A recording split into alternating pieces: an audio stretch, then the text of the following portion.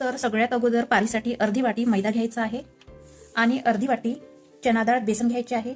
बरेच जण सांबारवडीच्या कोटिंगसाठी मैदा पण घेतो, पण बेसन आणि मैदा समप्रमाणात घेतला तर सांबारवडीची टेस्ट छान येते।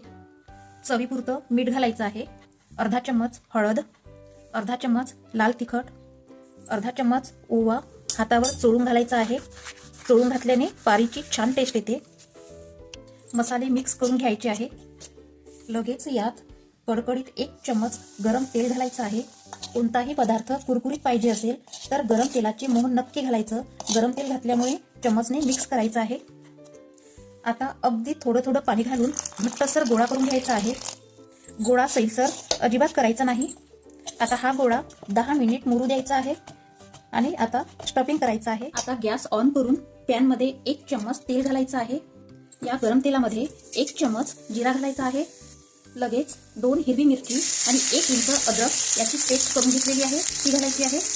1 चम्मच खसखस, 1 चम्मच तीळ, अर्धी वाटी कोकोनट कीस, अर्धी वाटी भाजलेल्या शेंगदाण्याचा कूट। गॅसची फ्लेम स्लो ठेवायची आणि मिक्स करून घ्यायचं आहे। आता घालूया काही मसाले, अर्धा चम्मच धनेपूड, अर्धा चम्मच लाल तिखट, अर्धा चम्मच जिरा पावडर, अर्धा चम्मच गरम मसाला, चवीपुरतं मीठ, पाव चम्मच आमचूर पावडर, 1 चम्मच साखर। साखरेने वडीची चव छान येते। मिक्स करून घ्यायचं आहे। आता घालायची आहे मस्तपैकी हिरवी हिरवी कोथिंबीर। ही कोथिंबीर पाण्याने क्लीन करून बारीक कापून घेतलेली आहे। आता मिक्स करून घेऊया आणि 1 मिनिट कुक होऊ द्यायचा आहे। 1 मिनिट झालेला आहे, गॅस बंद करायचा। स्टफिंग रेडी आहे, याला थंड होऊ द्यायचं आहे। आता या गोळ्यावर थोडं तेल घालून सॉफ्ट गोळा करून घ्यायचा आहे आणि छोट्या छोट्या लोळ्या करून घ्यायच्या आहे। याच पद्धतीने बाकीच्या लोळ्या करून घ्यायच्या आहे। आता एक लोळी घेऊन पोळपाटावर लोळी ठेवून लाटण्याने लाटून घ्यायचं आहे।